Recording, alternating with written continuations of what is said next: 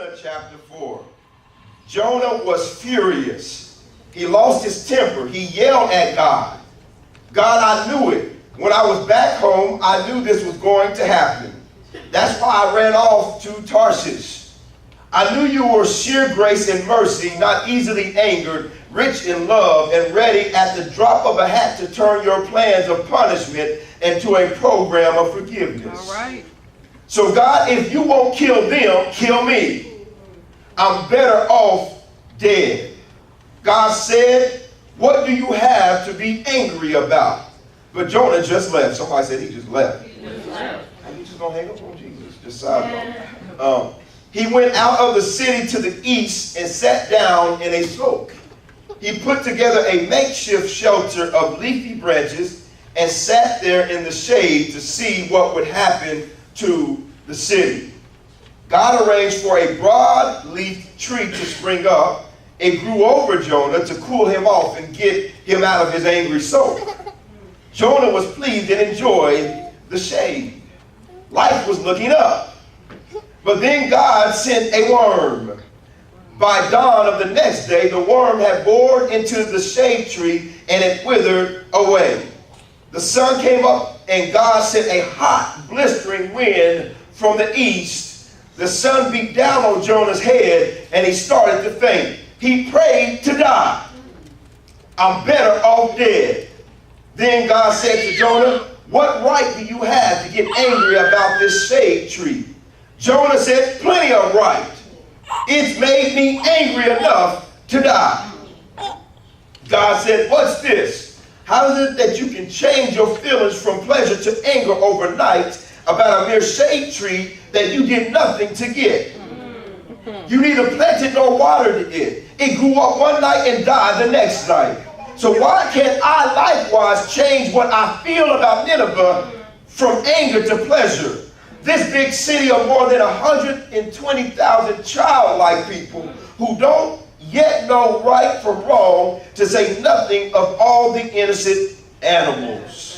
Heavenly Father, we thank you for your love, your grace, and your mercy. We appreciate you so much for being here, oh God. We ask in the next few minutes, oh God, that you give me a word that'll penetrate everybody's heart in this place. Lord, we're looking to see deliverance, healing, setting free, encouragement, strengthening, maturity, change of mindsets. We're looking to see you transform some lives here today, Lord. So move Solomon out the way and preach. If there be a Holy Spirit in this place, move me out the way and preach, oh God, that you may be glorified, the devil be defeated, and the people of God be liberated. In Jesus' name, somebody say, thank God. Amen, amen, amen. As you grab your seat, just ask two or three people to tell them, what's wrong with Jonah? What's wrong with Jonah? Jonah, he's tripping. So, many of us know the Jonah story. And what we know about Jonah is all of y'all, by show of hands, have heard about Jonah being in the great fish. He was in the fish for 3 days and 3 nights. There we go. We got one person, only one person with the Sunday school. Okay. All right. So more of y'all. All right. Let's try that again. How many of y'all know about Jonah's story? When he was okay, that looked big. Thank you, brother in the back. He was the only one that went to Sunday school. So I was about to be by myself. I was going to have to change my message up. All right. So now I don't have to jump into that. And that is the main part of what people deal with when they talk about Jonah. They talk about that he went into a great fish, and that he was in the belly of the fish for 3 days, 3 nights. He came out, and then boom, he went to Nineveh. And that's the big story that most people get. But you know what's crazy about the book of Jonah? I hate to say this, but it's one of those books that doesn't necessarily, in Jonah's predicament, end with a happy ending.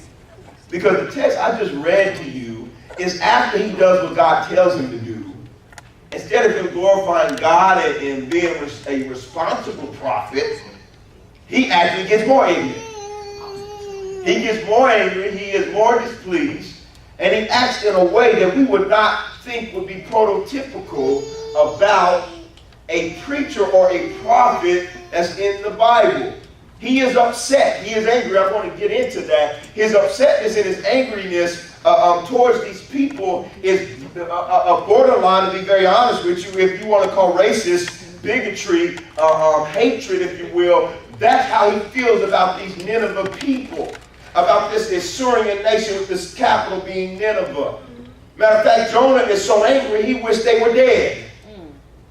Yeah, he does not want God to bless them. He does not want God to give them grace. He does not want God to give them mercy. He does not want God to do anything nice. He does not want God to do anything for these people. So he is mad. I'm jumping forward, but he's mad when God actually does bless them and does give them grace. He's upset and he's angry. He sulks. I'm going to go through all that stuff, but he's upset. Hold on, this is a prophet in the Bible, one of the minor prophets. There's a whole book that's in there in the Bible, and here we have him after he does what he decided to do. We'll get to that. He's still upset.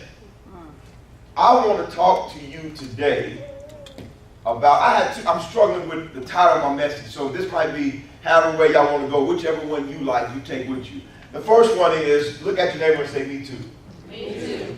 Yeah, look at your other neighbor and say, me too. Me too. Yeah, because I want to talk about us, because we're talking about Jonah right now, and I'm going to spend a lot of time with Jonah, but by the time we get here, you're going to be able to say, me too. Yeah, you're going to be able to say me too, because some of us have been ignorant in life. Am I the only one? Okay, some of us have been jealous, have been upset, have been angry, have been, don't want to, people that done us wrong, we don't want to do them right. Anybody else been there? Okay, somebody just say me too. Me too. Okay, yeah, so that's my first title. I'm probably going to rock with that, because that's what I started with. But my other one is, why are you angry? In other words, why are you mad, bro? Tell your neighbor, why you mad, bro? Why you mad, bro? All right, so whichever one you like, either me too or why you mad, bro, just write the one you down like, and then I'll just jump into this and I'll intermingle them throughout our message. But here's the context of what I want to talk about. Again, I want to remind you that here is Jonah that is sent by God. God, in Jonah 1, it says God gives him a message to give to the city of Nineveh. God basically tells him to tell them they got 40 days before they are turned over, 40 days before they are destroyed. He is supposed to go send this message. Everyone say he's on an assignment. Jonah has been given an assignment to go preach to this people and to this city. All right? But through all of this, instead of Jonah going through and accomplishing his assignment initially, he does a lot of things against what God told him to do. Side note, have you ever disobeyed God? Okay, that's all right. That's all right. Somebody didn't want to tell the truth in here. I'm going to say yes. I'll make you feel better. Yes, I've disobeyed God sometimes in my life. Let's try that again. Have you ever disobeyed God? Yes. Okay, okay, talk to me, church. All right, and so here we have Jonah, who in his mindset, to give you some background about him, he is really a patriot. He's a big patriot, which means he loves the people of Israel. He is an Israelite through and through. He is almost a nationalist, which the difference between a patriot and a nationalist, a patriot person believes in and is bought into their country or their people because of the precept and the things that they do that's right and what they stand for. A nationalist is bought into them no matter what they do. Okay, we're dealing with that in America. We got some people that are nationalists versus patriots. Y'all catch that later. All right, and so he's a strong patriot. He believes in the Israelites. And here they are struggling because of their lack of repentance, for the lack of their surrendering. So God has brought consequences upon them. God has brought calamity upon them because of their disobedience to him. So here it is, his people are struggling, and one of the manufacturers, or one of the main people, the main people that are causing the oppression of the Israelites is the Assyrian people, which Nineveh is the city of the capital of the Assyrian people. And you got to understand that these Assyrian people are not nice people. They are barbarian in nature. They're the type of people that when they want to kill somebody, they would bury their whole body and leave their head up above the ground so that they would torture them on their way to die. Oftentimes, most people go crazy before they actually die because they want to torture them. They're the type of people that when they go and invade a land, they actually go and kill all the men and the children. They rape the women or take them captive. This is the type of people that live in the city of Nineveh. They're the type of people that enjoy torturing and totally wiping out other people. They're so confident and they're such a dominant nation, they come with their kids and their wives when they come to take over a city, because they're going to not exterminate everybody there and start living in their inheritance. They're the type of people that let you get work up to get your house and then come and take you out of your house and live in your house. So they're barbaric people. They're not nice people. They don't even respect God. They're pagan worshipers. They're idolaters. And matter of fact, they got some of the stuff that the Israelites fell into. So imagine with me, I don't know why exactly Jonah is so angry other than this context, but I would imagine some of the things that could cause Jonah to be angry at these people are some of the things I just talked about. Maybe they are oppressing his people so bad that he's upset and angry about these idolatrous people. Maybe there was a family member or a friend that was killed by them. Yeah, because that's enough to make me angry. That's enough to make me upset. Somebody say me too. Me too. Yeah, so maybe they took everything he had and maybe he took some of the city wealth and they just stole it all and maybe he's frustrated about those things. But whatever it is, he is angry and does not like these people. He don't think they deserve God's grace. He thinks that they should be judged, that they should be killed, that they should be destroyed, that they should incur the pain that in Jonah's perspective you caused on me. And how many times when we are hurt by somebody, we want them to hurt like we hurt? Yeah, somebody say me too. Me too. Yeah, we're gonna be for real today. Can we talk for real? Y'all, it ain't nobody here but us in Facebook Live. Can we talk for real today? All right. So how many of us, when we don't like the fact that we work hard and then our boss gets all the credit? Okay, nobody else. Somebody say me too. All right. How many of us get frustrated with the reality that it seems like others are being blessed even though they're crazy and they're not doing all the stuff? I'm being faithful. I'm doing everything right. I'm crossing my T's and dotting my I's. I'm drawing in between the lines and here comes this no good, busted and disgusted, can't be trusted, and they being blessed. Me too. Somebody, okay, thank you. Somebody in here. Me too. So when we look at the reality that Jonah, though, I need you to understand something. Jonah was put on assignment. You have been put on assignment in your life. And what I'm trying to challenge you is to mature out of the Jonah mentality and be who God has given you to be. Because some things you're going to have to let go in life if you want to see God really do something in your life. Somebody say amen. Amen. So let's look at what Jonah's response. God tells Jonah again to go preach this word that in 40 days, these people will be destroyed. They will be turned over.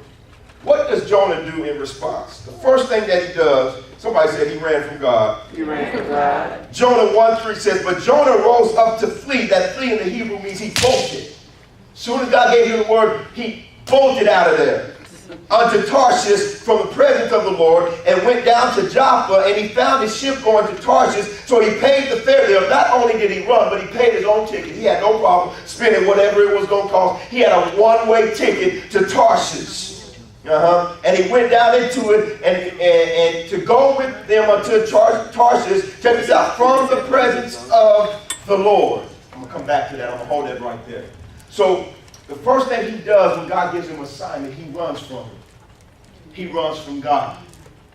Where he runs to Tarshish. Tarshish is in the southern part of Spain, but it is literally 2,500 miles away from Nineveh where he's assigned to be. He wants to get as far, in other words, he's supposed to go east to Nineveh, but he goes west to Tarshish. That's how much he does not want to do what God has assigned him to do. That he gets a one-way ticket, and runs away from God. And listen to the text. The text says, so he can run away from the presence of God. Yeah, some of y'all need to say me too, because how many of y'all, God told you to do some things and you ran? Yeah, you know God told you to do some things. God told you to change some things around. God called you to do something. God put something on your heart. You were scared. You were upset. Whatever emotion you had, whatever it was, you ran from God. In some weird way, you thought if I stopped going to church and Wednesday night Bible study, I can run from God, from the presence of God. Me too. Okay, I got some help in here. Yeah, so you, just like Jonah, you ran from the presence of God. You ran from your assignment. God assigned you. God spoke something in your heart. Maybe you were one of those that made an excuse. See, some of us are real good. We get angry like Jonah so we can argue our way out of it. Because some of y'all make better decisions, or not better decisions, but you can make decisions easier when you're angry about something. That's why you start an argument, because then it gets you emotionally ready to say no. Yeah.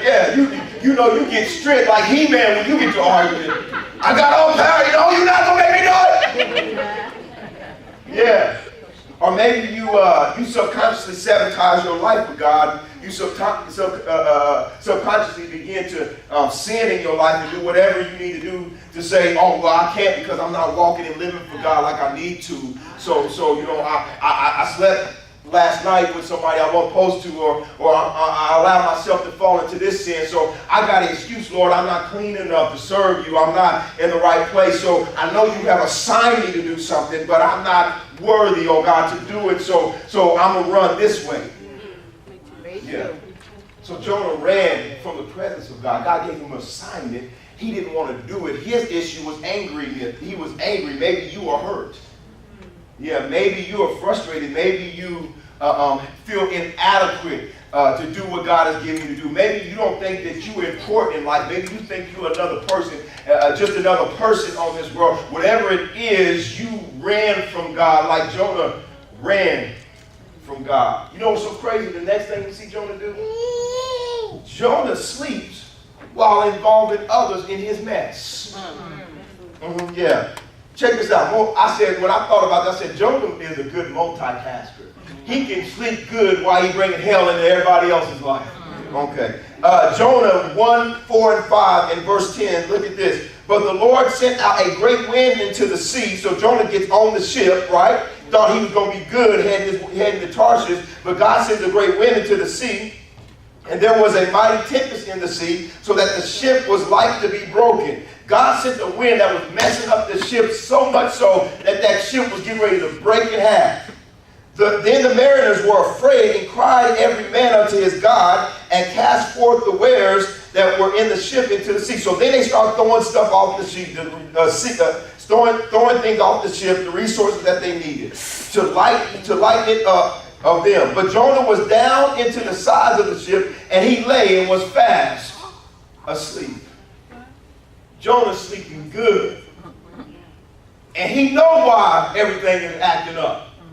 Yeah. Verse 10. When the sailors heard this, they were frightened because Jonah had already told them he was running from the Lord. Wait a minute, Jonah. When you got on the ship, you told him you was running from God. Now, Jonah, he is a character for real, because he'd say whatever he want to say. He do not care. He pretty blunt and open about, listen, I ain't trying to serve God. I ain't trying to do it. He gets on the ship. He tell them, I ain't trying to serve my God. And then all this turmoil begins to happen. They ask him, man, the captain comes to him and asks him, what are you doing asleep? And we get ready to die. There was another time that happened. Jesus was on the ship, and they said, why are you asleep? Savior, we begin to perish. But the challenge with that is that Jesus was in the right. Y'all not hearing me. Yeah, Jesus was in the right because he was able to speak to the water. Jonah was in the wrong because the wind came because of his disobedience. It came because he ran from God. See, sometimes when you run from God, then God sends trials in your life. He sends storms in your life. He allows things to begin to shake to the point they're getting ready to break. And then those around you that are supposed to be blessed by you are getting ready to get messed up by you, all because you didn't want to do your assignment. You wanted to run from God and thought nobody else was going to be impacted by it. I need you to understand something. I'm reading a book right now that I'm getting ready to give y'all a clue. Don't y'all forget this for July when I talk about fake news. But I'm reading a book that says quit church because your life will be easier.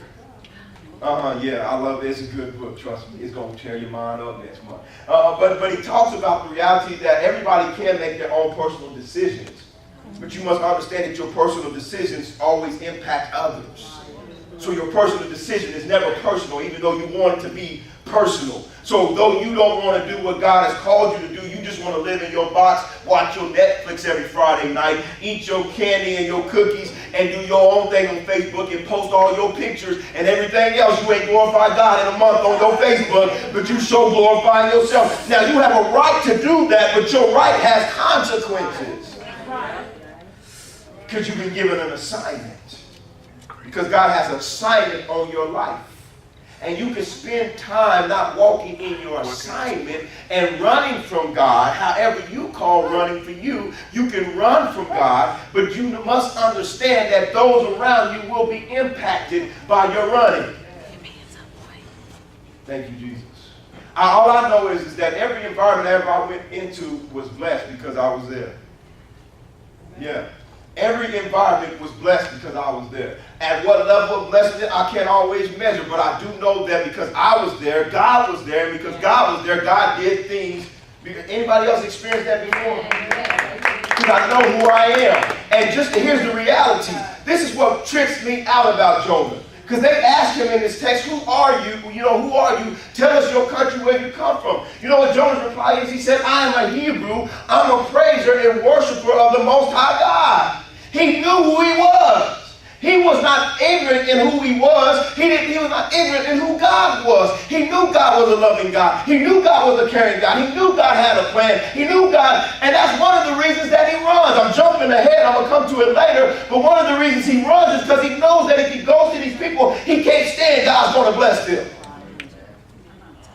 And sometimes we run because we know that God has given us what others need, but we don't want to give that to them because in us may be the forgiveness of our Father. There was a Father that didn't bother. Yeah, that's what R.A. Burns says, a Father that didn't bother. Yeah, and so we understand that maybe we if we ask for forgiveness or we give forgiveness to someone or we set people free because of the hardness of our heart, if we do that, then we know that then they're free, they're off the hook, and we don't like that feeling or that reality that somebody might be off the hook. Me too. We don't like the reality that somebody that's done me wrong might actually be made better because of me. We don't want that assignment that causes me to have to give to something or to someone or to somewhere that has done me wrong. So we run from God, but we don't understand that while we sleep in and we're comfortable sleeping in our mess, it's amazing how much sleep we can get when we're in the wrong. You are done wrong and you are messy, you're messing up other people, but you can sleep good. I know people that literally, I heard horror stories of how that, if their wife was nice to them and gave them the food, they thought that she was trying to kill her. But if they argued and she made the food, he could sleep good at night because he knew that if they argue, everything's all right, because that's what we normally do. But for you to be nice and sweet and then give me some food, hold on, wait a minute. I'm not used to this. So my norm is that I can sleep good when there's mess. That's why they say misery loves what? Company. You know why misery loves company? Because misery knows whoever's around them is miserable too. If they ain't, they're going to be in a minute because you hang around miserable, you're going to be, y'all hear me this morning. Yeah, that's why people that like to talk about people like to hang around people that talk about people. Because the more we talk about people, then I got a little dirty, we both dirty, we good. That's how we really like to be in life. We don't really like people in our natural self. We don't really like people getting ahead of us. Yeah. We don't like to see a coworker get a raise and we don't get one. We don't like to see family members get a new car so they can rub it in our face. Yeah, we really don't like to. We want you to be like us. We got that monkey syndrome, where they always try to pull the monkeys down. They don't want to see anybody succeed. And so we got that mentality that we need to be broken of because we got to learn to rejoice for others, even though I might not be blessed where I want to be right now. Yeah, somebody say me too. Me too. The next thing Jonah does, he sets himself up to die. Jonah 1:12 says, and he said unto them, take me up and cast me forth into the sea, so shall the sea be calm unto you, for I know that for my sake this great tempest is upon you. So they took up Jonah and cast him forth into the sea, and the sea ceased from her raging. Verse 16. Then the men feared the Lord exceedingly, and offered a sacrifice unto the Lord, and made vows. So instead of him completing his assignment, he says, throw me off the ship. Because I know why there's mess right now. I know why things are messed up. It's because it's me that's in the way. All this stuff is happening because of me. Sometimes we need to take ownership on the reality that the stuff that's going on in our life and the way that we've impacted others is because of us. We always want to point the finger, but there's a saying, when you point the finger, there's what? Three fingers pointing back to you, Father, Son, Holy Spirit. Catch that. And God is telling you that you need to deal with you. Sometimes the mess in your life ain't because of others, it's because of you. You don't want to take ownership on the reality that you contributed to where you are. You are where you are because that's where you wanted to be. Until you learn to deal with that and accept that, you can never go to where you want to go. Let me say that again. You are where you are because that's where you want to be. If you don't want to be there, then you got to change who you are. Because by changing who you are, then you can achieve what you desire to achieve. But as long as you keep telling it's the man that's got me down. As long as you keep saying my wife is holding me back. As long as you keep saying these children are making things complicated in my life. As long as you keep saying they won't promote me on my job. As long as you keep giving power to others, you have no power over your life. Tell your neighbor, I'm taking my power back. Taking my power back. Yeah, that power there in the Greek that I'm talking about is authority. You have to learn to take the authority back in your life. You control your destiny by the will of God concerning your life. And the Bible says, I'll never leave you nor forsake you. Then he says, David said, I was young and now I'm old, yet have I not seen the righteous forsaken, nor seed begging bread. Yeah. Yeah, God said you're the head and not the tail, but some of y'all wagging like a tail, all good, like you're on a dog's tail. You wagging good. And God said you're not the tail, but you act like a tail. You smell like a tail. You look like a tail, but you are supposed to be a head. Yeah, that's all right. Y'all worked it out tomorrow. So you have to learn to take ownership. Jonah said the reason why all this is happening, y'all, is because I'm not doing what I'm supposed to do. Throw me over. The problem is, instead of him doing his assignment, he would rather die. Do you know most people would rather die than change? Do you know most people would rather die than change? Let me prove it to you. Person goes to the doctor. The doctor says you can't eat sweets anymore. If you continue to eat sweets, then your foot's going to be decapitated because you got diabetes. You can't continue to eat. You got to change how you eat. You can't have that chicken anymore. You have to change how you eat. They leave the doctor and they go and get them a plate full of chicken and a couple cupcakes on the side. Because they rather die than change. You don't just come out and say, I'd rather die than change. But your actions show that you're not willing to kill yourself now so that you can live later. This is the struggle while we struggle living for God. Because the Bible says, I have to learn to die daily. When it's talking about, I got to learn to change now so that I don't have to die in eternity. But we rather die than change. We would rather, instead of changing and surrendering our life to God and going His way, we rather keep living on the edge and living with the Russian roulette mindset. How far can I be on the edge before I fall off? How much sin can I do before God gives up on me? How much? Are you hearing me this morning? So most people rather die than change, just like Jonah. Somebody said, me too. Just like Jonah, he'd rather die than go do what God assigned him to do. Thank you, Jesus. So this man would rather run from God. He'd rather get everybody else in trouble with his mess, get everybody involved. Them men had nothing to do with his mess. He brought them into his mess. He would rather die than check this out. His other response was to get angry. Like I told you earlier in chapter 4, he got angry after God blessed those people. Wait a minute. He finally gets out, and now this is where your Jonah and the great fish story from Sunday school comes into play. All right, so this is after he gets out of the well. All right, he'd been in there 3 days and 3 nights, just like you were taught in Sunday school. And he comes out of the well, he's dropped in on the land, and immediately he goes into the city. He goes into the city, he begins to preach 40 days, and you shall be overturned. In other words, 40 days, and this city shall be destroyed. Because it is wicked, it is ungodly, and their wickedness has come up to God. It is so wicked in this city that God has taken notice, and like he destroyed Sodom and Gomorrah, he was getting ready to destroy them. He does this. After he preaches to them and gives them the word, he leaves. He don't help them with nothing. He gets up out of there. So he wants to be a short-time evangelist. He said, y'all ain't ready to be offered, I'm gone. All right? So y'all can stay there. All right. So he leaves.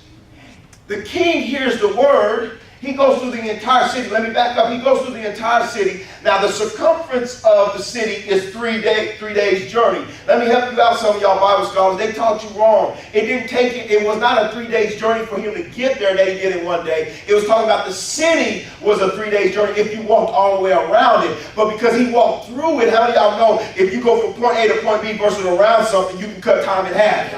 So he goes through the city and begins to tell everybody as he's going through the city, 40 days you're going to be destroyed. Everybody begins to hear this. The king hears it, and he said he puts on a fast. And that whole city begins to fast before God that they would not be destroyed. And the king says, how do we know that we might not be able to change God's mind? That is one of the most wisest things in all of Jonah. That is a shout moment for y'all right now, because there might have been a prophecy over your life that you're supposed to die before God. How do I know that I might not change God's mind? Somebody ought to shout out for that right now. So the king says we might be able to change God's mind. And God's mind is changed. And Jonah gets angry. He said, God, and the Message version said he yelled at God. God, I knew this was going to happen before I even left home. I knew you was going to do this. Because I know you are a gracious God. You're a loving God. You're slow to anger. You're patient. And you will repent. And your love is immeasurable. I knew you was going to do this. That's why I didn't want to go in the first place.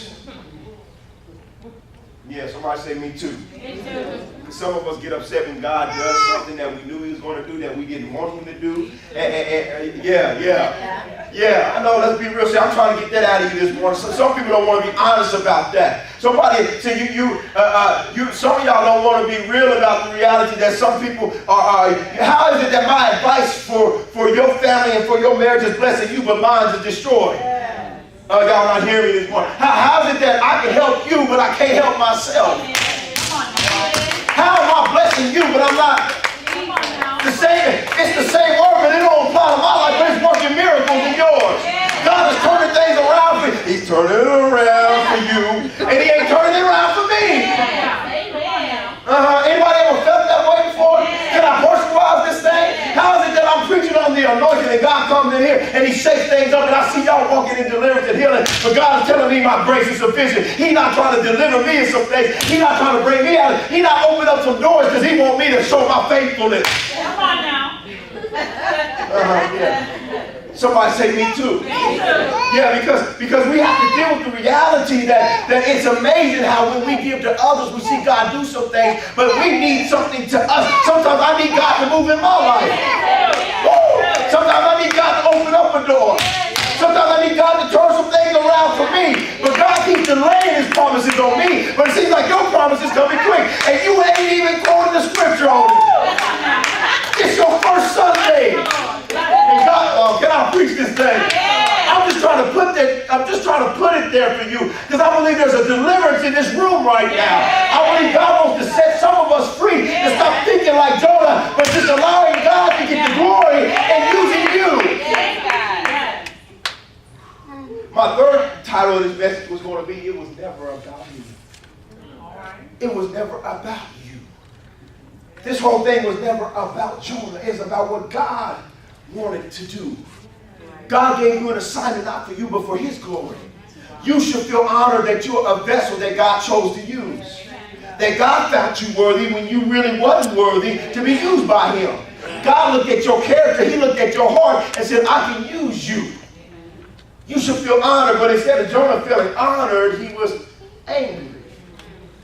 And he began to sulk. He began to get dramatic. Oh God, if you ain't gonna kill them, kill me.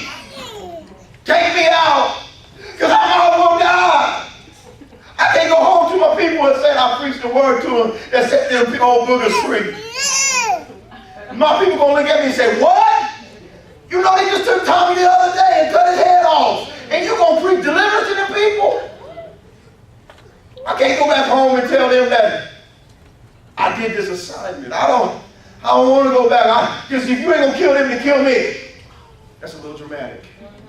But somebody in here gets a little dramatic when God does something for others, and you like, well, God, you ain't done it for me. And how come I'm here faithful and I pay my tithes and offering? I know Sister So-and-so don't give nothing but zero. And I've been here and I've been doing everything I'm supposed to do. I don't lie, I don't cheat, I don't sleep around. I don't do any of that stuff. I can quote 10 scriptures and I can do all that. I give to the poor, all that, but you ain't blessed me. Sister such and such ain't been here but 30 days. And it seems like every time she comes Sunday, I can't hear her testimony. I don't want to see her testify no more. Because every time she comes, she got a new testimony. God is doing something new in my life. Sit down. Yeah. But sometimes I know I'm being a little extra on it, but that's how we feel sometimes. Lord, I've been praying, I've been seeking you, I've been doing what I know to be right. I'm living all I know, and yet I'm praying for you to do some things, and it ain't changed yet. It ain't opened up yet. It ain't broken down for me. It's not moved. I don't see a direction. I don't see things happening. And you want me to do another assignment. I'm already doing all that I know. Now you're adding on to my plate, and you're calling me to go further. You're asking me to dig deeper. You're asking me to give more of my life. How come I can't go home every evening like everybody else? How come I can't just sit up in my house like everybody else? How come I can't be like just everybody else? Lord, I'm trying to be faithful, but I'm struggling because it doesn't seem like things are happening for me as quick as it's happening for others. Somebody say me too. Me too. Hey, last one here he got, and then I'm gonna get into some. I'm gonna move y'all to some encouragement. Then he hoped against God's grace. Verse Jonah 4 and 5 says, so Jonah went out to the city and sat on the east side of the city, and there made him a booth and sat under it in the shadow to see what would happen of the city. Now he already know that the word's getting ready to do it, but he want to wait for 40 days to see maybe there's a chance that God does bring hell on. So he sat out there looking, eating his apples. And hopefully God won't move today for them. I need to see. He hoping that just by chance God will punish them, because in his eyes that's justice.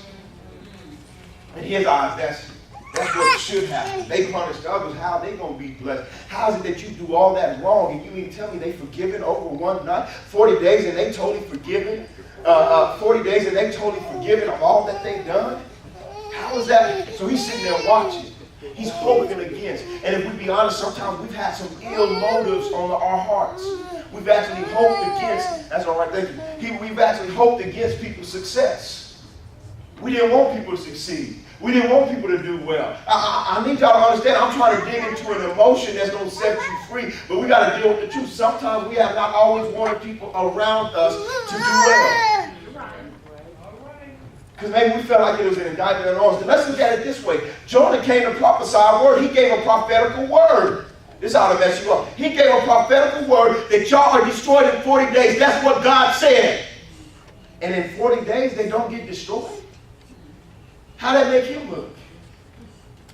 What you mean to tell me that God, you said the word is they will be destroyed, but because they repent, they're not destroyed. That makes me look fake. So not only did you send me out here to do what I didn't want to do, but then you embarrassed me. Then you let me be embarrassed. Are you hearing me this morning? Amen. So the understanding is that this is a reality that sometimes we struggle with our assignment. We struggle doing what God has given us to do and what God has called us to do. Because it's complicated. Tell your neighbor it's complicated. It's complicated. How God works things out is complicated. How God uses you may not seem like it's the way you're supposed to be used or how things are supposed to work out. And then it seems like sometimes things get worse for you and your desire and your actions of doing good for God. That's why it seems like sometimes when y'all come on Sunday morning and God delivers you and frees you, and it seems like it's worse next week than it was the week before. Somebody say that. Somebody say me too. Me too. It's amazing when I go to fasting and praying and seeking God, and I think that I'm really getting someplace, that all of a sudden they short my paycheck and didn't tell me about it. Yeah, and now why is going to get? But now I got to wait 3 weeks to. Anybody else ever had their paycheck shorted before? Somebody say me too. Me too. And they say, well, you just gonna have to be patient. What you mean patient? I got bills. Right. You talk about 3 weeks from now? No. Y'all, and then see you, but you got people watching you, and you said you believe in Jesus, so you can't get crazy and cuss and all that because you're supposed to be delivered to that. But life is complicated. And when we really make a commitment to serve God, and we know who God is, and we know that He has assigned us to things in our life, sometimes we're not going to want to do it. For whatever emotion it is, we're going to struggle with doing what God has given us to do. What I'm challenging you, though, is not to run from God. Don't run from God. Don't sleep on God and let others get impacted negatively because you're being selfish. Don't die and want to die and want to give up on life because God assigned you. Yeah, don't have hard feelings. Don't hope against people. Don't be negative. I know y'all don't want to hear this, but the Bible says, love thy enemies and pray for them who what? Despitefully use you. I know y'all don't want to hear that scripture. That's not what you want. You want to know I can do all things through Christ who strengthens me. You want to know seek first the kingdom of God and all his righteousness, all his other things be added unto me. They that wait upon the Lord shall renew their strength. They shall mount up with wings as eagles. They shall run and not be weary. They walk and not faint. You want all that good scripture. But sometimes it says, humble yourself under the mighty hand of God, and in due season he will exalt you. But you don't want to humble. You want exalting, you want blessings, but you don't want to humble yourself. Yeah. But I'm encouraging you that you got to shift that mindset because God has something greater on the other side. Check this out. I might not even get to my points today. But here's the thing I need you to understand. Nineveh, this is going to blow you. Nineveh was blessed. But Jonah has a book in the Bible. Okay, I'm going to say this again. Somebody will be shouting in a minute when they understand that this applies to your life. Yeah, Nineveh was blessed and they were saved from their repentance. But Jonah was a minor prophet. He's listed among the greatest prophets to ever come through this world. Okay, somebody will catch that here in a second. Nineveh got repentance and got saving. But Jonah got his name written in the book of the Lamb Book of Life. He's a significant figure, so much so that I'm preaching about him today. What am I trying to tell you? Yeah, you might bless somebody and they might receive a blessing for what you have, but God's got something greater than what you're giving out. That's given for people. Given it shall be given unto you. Pressed down, shaken together, and run over shall men give it to your bosom. For with the same measure you measure, with all it shall be measured unto you. Check this out. If you give 10, the Bible says God will bless you 20, 50, 100-fold. You will never give more than what you'll get back. Amen. Amen. You will never give more than what you'll get back. So while you're upset about somebody getting ahead right now, God says you're ahead forever. Yeah, tell your neighbor, I'm ahead. Me too. If you receive that today, say me too. Me too. So don't worry about it. Stop tripping. Stop getting upset. Stop getting all frustrated. But learn to enjoy God's word. Learn to enjoy God's grace. Learn to know that God has a plan for your life. First thing, check this out. Stop being angry about God's grace.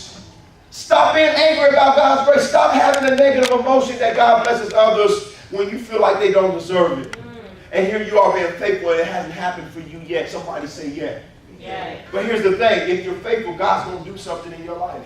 If you trust him and walk by faith, God's going to move in your life. I don't know when, I don't know where, but I know that his word is true. God never fails. Whatever he promised you, he shall bring it to pass. Can I ask a question this morning? How many of y'all know God promised you some things? Amen. How many of y'all know God really promised you some things? How many of y'all know, can I ask a question this morning? How many of you know that you do have an assignment from God concerning your life? Amen. So if you know that that is reality, let me help you with something. Be faithful to the end.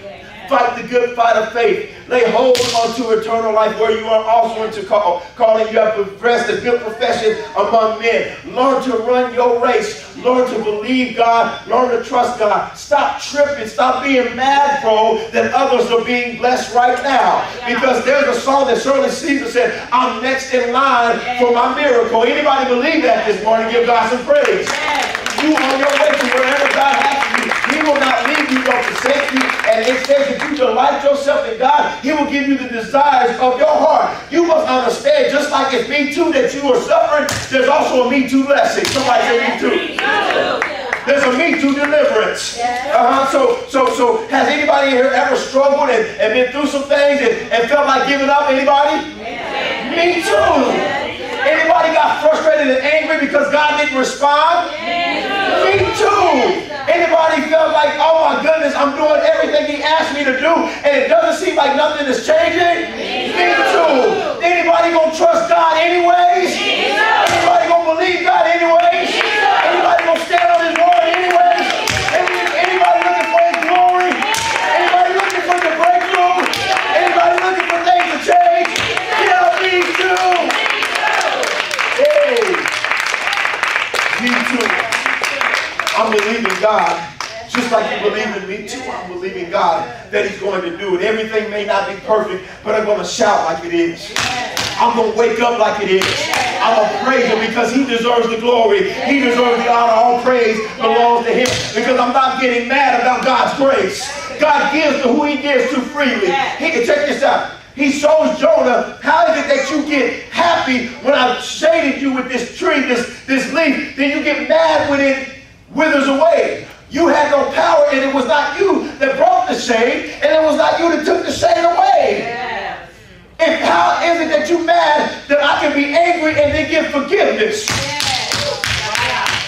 Because if you can be really mad and you don't think that right, then maybe I should stop being forgiving to you and get angry with you. Because the question Jesus asked Jonah, why are you angry?